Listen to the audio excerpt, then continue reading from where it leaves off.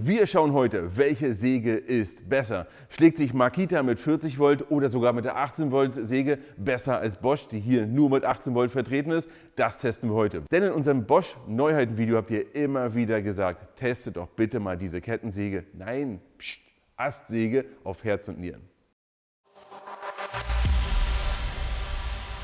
Hallo Werkzeugfans, willkommen bei Goto TV. Mein Name ist Sebastian und wir haben hier die Makita DUC 150, die Makita UC 029G und die Bosch GKE 18V20.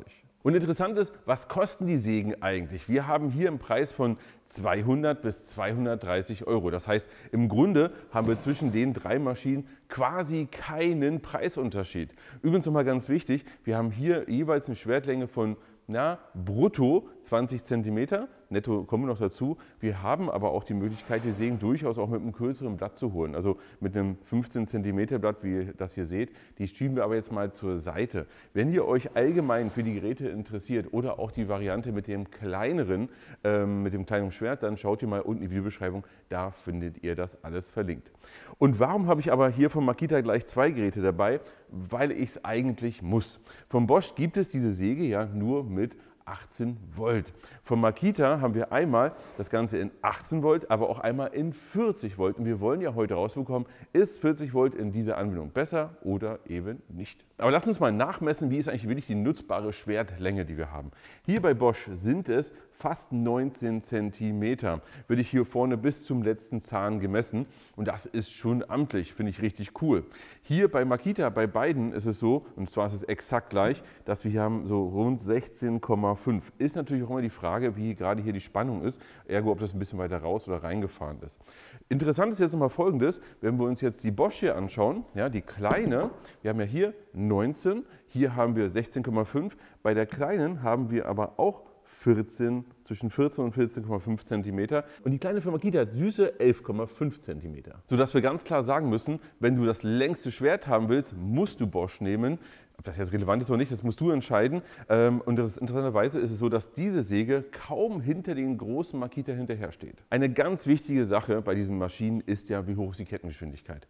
Und da ist es so, dass wir hier bei Makita 8 Meter haben und hier bei Bosch haben wir 7,5 Meter. Das heißt relativ identisch. Das heißt, wir werden auch gleich mal Folgendes machen, oder wenn wir uns die Maschine angeguckt haben, wenn wir Folgendes machen, wir werden die auch wirklich mal testen. Wie schnell sind sie denn wirklich und wie stark sind sie denn wirklich? Aber da kommen wir gleich zu. Wir sehen hier die 18 Volt Makita, wenn ihr an der Maschine allgemein rumfummelt, bitte, wenn ihr irgendwas macht, bitte nehmt den Akku raus. Ja, allgemein, falls ich es heute mal nicht mache, bitte ihr immer den Akku rausnehmen. Schauen wir uns das mal an. Übrigens eine sehr leichte Maschine. Wenn wir die bedienen wollen, dann haben wir hier einen Knopf, einen Sicherheitsknopf, den müssen wir runterdrücken und dann können wir die Maschine hier starten. Wir sehen hier oben die Möglichkeit, hier die Hand aufzulegen und haben hier entsprechend einen Schutz. Das, wenn wir mal abrutschen sollten, was ihr bitte nicht macht, dann haben wir hier nochmal ein Sicherheitsfeature, sodass wir hier nicht aufs Sägeblatt draufkommen. Ja, wir können sie hier halten, hier arbeiten, ansonsten einhändig arbeiten ist natürlich noch sicherer. Was wir hier sehen, ist Folgendes. Das hier ist die Lösung der Kettenspannung. Wir haben hier eine automatische Kettenspannung. Da können wir Folgendes machen. Wir lösen das hier leicht, so, indem wir das hier drehen. So. Wenn wir es jetzt leicht gelöst haben, dann kann die Maschine Folgendes machen. Sie spannt die Kette nach vorne. Das heißt, ihr seht das hier auch. Ja, es wird automatisch entsprechend hier nach hinten gezogen und dann könnt ihr es wieder festziehen. Sie spannt sich nicht, wenn ihr das festzieht. Dann ist es so, dass hier eine Spannung nicht mehr möglich ist. Es geht einfach darum, lösen, automatisch gespannt, wieder festmachen, fertig. Von der Seite gibt es nichts weiter Wildes. Gucken wir von hier. Hier seht ihr, dass wir hier unser Ölbehälter haben. Hier sind 50 Milliliter Öl drin, beziehungsweise könnt ihr hier einfüllen. Wir können das hier einfach öffnen, ja, dann hier entsprechend einfüllen, wieder zumachen und feuerfrei. Wir haben hier eine automatische Schmierung und Makita sagt, das hier hält für eine Akkuladung. Hier sehen wir jetzt die 40 Volt Variante, auch hier Akku raus. Und was sehen wir? Hier steht XGT für 40 Volt, ansonsten ist sie eigentlich nahezu identisch vom Design. Wir haben den Knopf, wir haben den Knopf, wir haben den Schutz, wir haben das hier, automatische Kettenspannung, andere Seite, wir haben das, im Grunde identisch. Kommen wir jetzt zu Bosch, hier haben wir eine 18 Volt Maschine und wir sehen ein relativ ähnliches Design. Das heißt, wir haben hier auch unseren Sicherheitsschalter, hier können wir entsprechend dann die Maschine starten. Was wir hier sehen, ist die Möglichkeit, hier das hier zu lösen. ja, sodass wir jetzt hier leicht das Ganze anlösen und dann können wir über diesen Regler hier die Kettenspannung einstellen. Das heißt hier Plus, Minus und dann stellt sich das Blatt hier entsprechend ein. Denkt dran, wenn ihr hier anfasst, bitte Akku raus. Ja, das heißt, wir haben hier keine automatisierte Spannung, sondern das machst du eben hier über den Regler. Wenn wir das hier mal rausnehmen und ihr seht hier diesen Metallstift, den schiebt ihr ein bisschen nach vorne oder nach hinten und dadurch ergibt sich die Spannung. Und hier auf der Rückseite sehen wir eigentlich ein ähnliches Thema und zwar hier auch der Ölbehälter, auch 50 Milliliter, können wir hier entsprechend aufmachen, können wir dann entsprechend wieder zumachen. Ja, nachfüllen ist ziemlich easy und dann heißt es, los geht's. Ich habe ja eben bei Makita das Thema Gewichte angesprochen und hier ist es so, dass wir bei den beiden Maschinen so rund 1,4 bis 1,5 Kilo haben, also irgendwo so um den Dreh. Bei der Maschine haben wir hier ein Gewicht von 1,8, 1,85 Kilo, sodass wir hier bei 400 Gramm mehr sind. Man muss aber auch sagen, wir haben hier übrigens Solo, alles ohne Akku natürlich, wir haben hier natürlich auch ein längeres Schwert. Interessant ist, dass die kleine Maschine, die ja nur ein geringfügig kürzeres Schwert hat, 1,5 Kilo ist, also dementsprechend so irgendwo so da in der Mitte ist, sodass ihr für euch sagen müsst, naja, wie wichtig ist das Gewicht denn eigentlich? Und ganz klar muss ich sagen, es ist ja auch die Frage, welchen Akku ihr wirklich nehmt. Nehmt ihr so einen schönen kleinen kompakten oder einen richtig großen Klotz? Aber laber, laber, laber, laber, lass uns doch endlich die Maschine mal wirklich ausprobieren.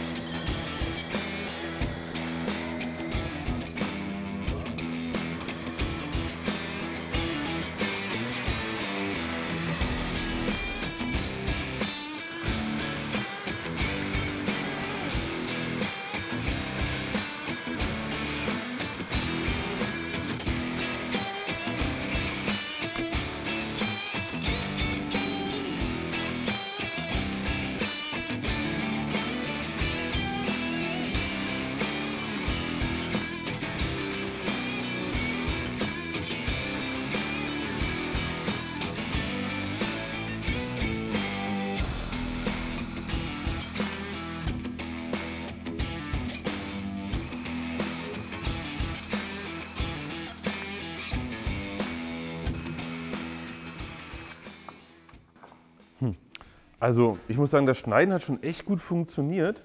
Also wirklich eigentlich sogar besser als ich dachte. Aber ich habe jetzt mehrere Schnitte gemacht und jedes Mal war es so, dass sie 2- bis 3-mal irgendwo zwischendurch angehalten hat. Also wenn du mit der Säge sägst, musst du wirklich mit einem gewissen Fingerspitzengefühl sägen. Und nicht wundern, ich habe ganz bewusst keine Hand drauf gelegt, damit ihr nicht denkt, dass ich hier wie ein Ochse gedrückt habe. Ich habe es wirklich so reingleiten lassen. Ich bin jetzt sehr gespannt, was macht 40 Volt.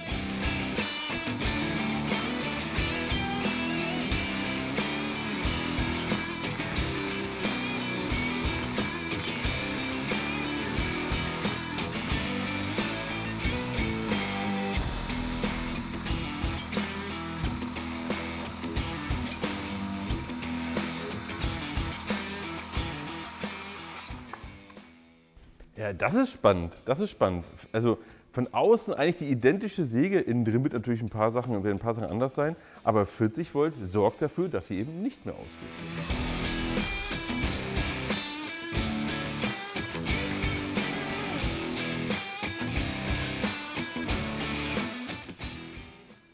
Genau das ist das Problem und deswegen hatte ich vorhin die Hand auch weggenommen. Wenn du mit der Hand die Hand auflegst, ich muss auch ganz klar sagen, in speziell diesem Fall, wir haben jetzt einen relativ dicken, durchgetrockneten Stamm. Wenn du jetzt einen kleinen Ast hast, ist es eigentlich egal. Aber hier war es so, dass meine Hand, selbst wenn sie nur aufliegt, ist es ja Gewicht. Da sind wir ganz schnell so bei 2,5 Kilo, die so ein bisschen, weil deine Hand hat ja auch Gewicht an sich, ja. Und ich habe nicht gedrückt, sondern nur aufgelegt, dann geht die Maschine aus. Ich muss das jetzt mal mit Bosch ausprobieren.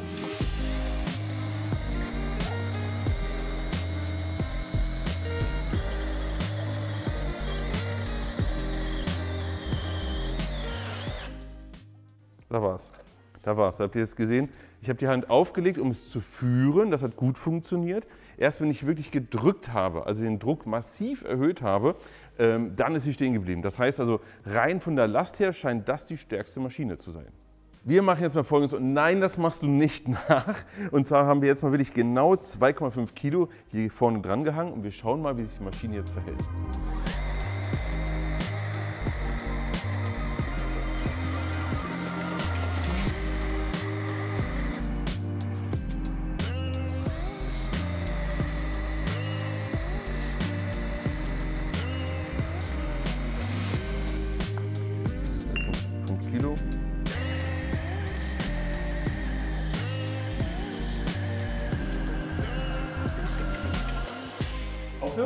Nein, ja, ich habe aufgehört. Das hat also einfach funktioniert. Also guckt euch das mal an. Das ist so der Hammer. Da hängen 5 Kilo. Da muss ich mich ja schon rauflehnen, um das auszumachen. Also das ist schon echt Wahnsinn. Wir probieren es jetzt nochmal mit Makita. Bei welcher Last schaltet Makita aus? 2,5 Kilo.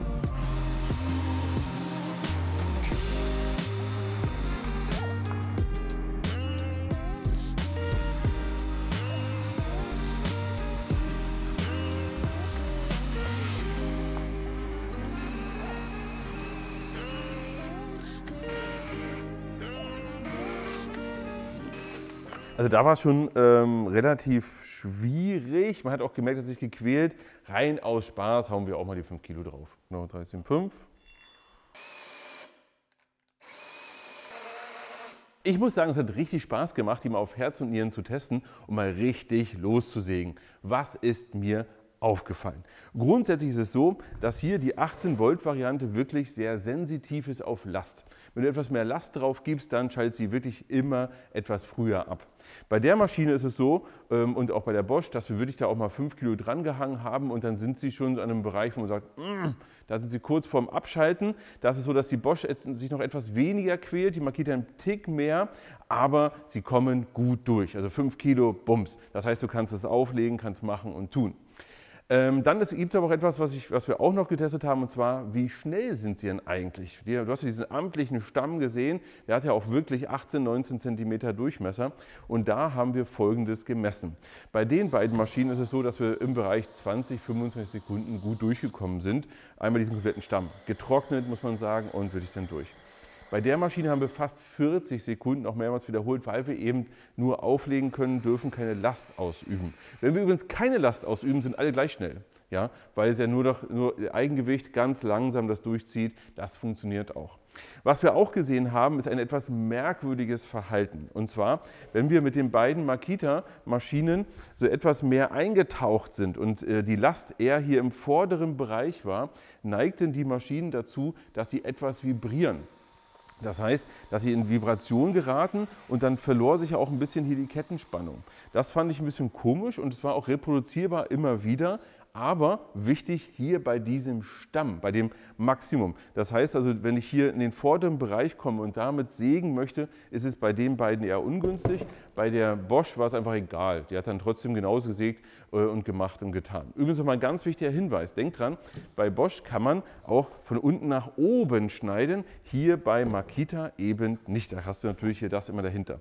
Ich habe jetzt aber ganz bewusst noch mal Folgendes gemacht. Ich bin noch mal rausgegangen und habe gesagt, jetzt nimmst du mal einfach einen Echttest, also so wie es halt normalerweise draußen ist. Du hast einen Ast, dann willst du durchsägen. Da habe ich jetzt auch nur die 40 Volt Makita genommen, um euch einfach nur mal zu zeigen, wie gut das funktioniert. Und das hätte mit der und mit der genauso funktioniert. Mit der hier hätte es vielleicht ein- und zweimal mehr gestoppt.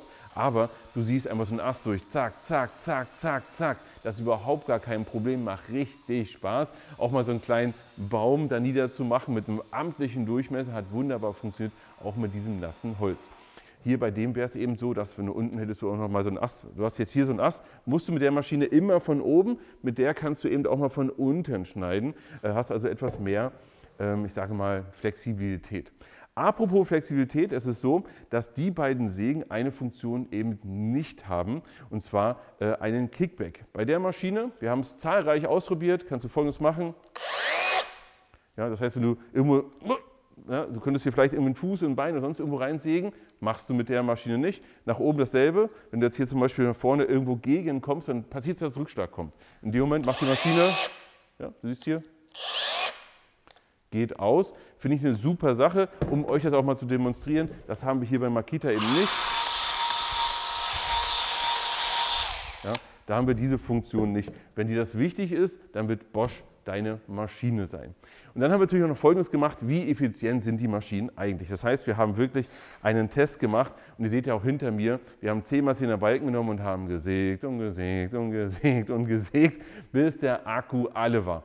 Wichtige Erkenntnis: Nummer 1, die Akkus haben nicht überhitzt. Nummer 2, die Maschinen haben nicht überhitzt. Das ist eine tolle Sache. Weil so lang am Stück die ganze Zeit Last und sie trotzdem halten sich alle durch, auch 18 Volt Makita. Das fand ich eine schöne Sache. Und jetzt ist es interessant, wie viele Schnitte haben wir denn geschafft?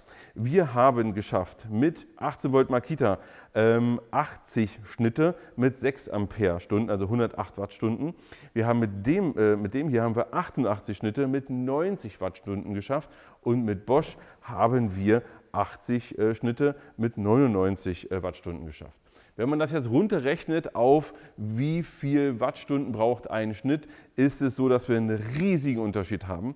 Und zwar Makita 40 Volt braucht nur 1,02 Wattstunden pro Schnitt, wohingegen 18 Volt 1,35 Wattstunden pro Schnitt braucht. Das ist also eigentlich ein gigantischer Unterschied, aber wenn wir ganz ehrlich sind, das macht sich im Grunde eigentlich gar nicht bemerkbar. Denn wenn wir jetzt hier von dünneren Ästen sprechen, ja, wir haben ja 10x10er Balken, brauchst du deutlich länger, beim dünnen Ast kannst du sehr schnell schneiden, dann ist es so, dass du mit dem hier mal schnell 100, 150 Äste abschneiden kannst und ob das nur 150 sind oder 120 oder 180, ganz ehrlich, ist doch egal. Dann nimmst du halt einen zweiten Akku jetzt mal mit. Das spielt für mich keine Rolle. Was wir auch noch getestet haben, ist es zum Beispiel möglich, deswegen ist es hier auch drin, mit der Maschine mit einem kleinen Akku zu arbeiten. Also hier wirklich mit einem kleinen 2 Ampere-Stunden und auch da funktioniert es. Meine Empfehlung ist aber ganz klar, nehmt bitte einen größeren. Hier bei Bosch zum Beispiel nimmt mindestens 4 Ampere pro Core oder sogar dann hier den großen, weil damit hast du die absolute Kraft auf jeden Fall. Bei dem kleinen haben wir keinen Dauerlasttest gemacht. Ich würde persönlich immer eher auf einen zweireihigen Akku oder auf einen 4 Ampere pro Core gehen, um das zu haben. Auch hier kannst du natürlich mit einem 1,5 Ampere arbeiten, aber weiß ich nicht, ob das jetzt die beste Wahl ist. Natürlich, Thema Handlichkeit, immer eine Frage für euch. Und wenn ich jetzt ein Fazit machen wollen würde, und das mache ich natürlich für euch, ist es so, dass ich persönlich, Akku keine Rolle, nichts spielt eine Rolle, würde ich mich für die Bosch entscheiden, aus einem zentralen Grund. Ich persönlich mag das Thema Kickback. Ich finde das interessant, finde es schön, dass das drin ist, weil es gibt mir ein noch besseres Gefühl. Aber die Maschine hier, gerade die 40 Volt Makita, macht auch richtig Spaß. Ist eine tolle Maschine und ich glaube, es ist sogar wichtiger, ob du sagst, du bist Team, du hast die Hand auch wirklich hier drin und nicht hier oben drauf, dann können sie abrutschen, sondern hier drin und möchtest so gerne arbeiten. Oder du sagst sogar, ich arbeite hier oben drauf, habe aber die Sicherheit, dass hier ich nirgendwo drauf komme und kann aber dementsprechend nur von oben nach unten schneiden. Also das ist wirklich, glaube ich, eher so eine Philosophiefrage. In Summe, alle Geräte haben richtig Spaß gemacht. Mich würde super interessieren, was du sagst. Schreib das mal unten in die Kommentare. Und solange ran ans Werkzeug und bis zum nächsten Mal.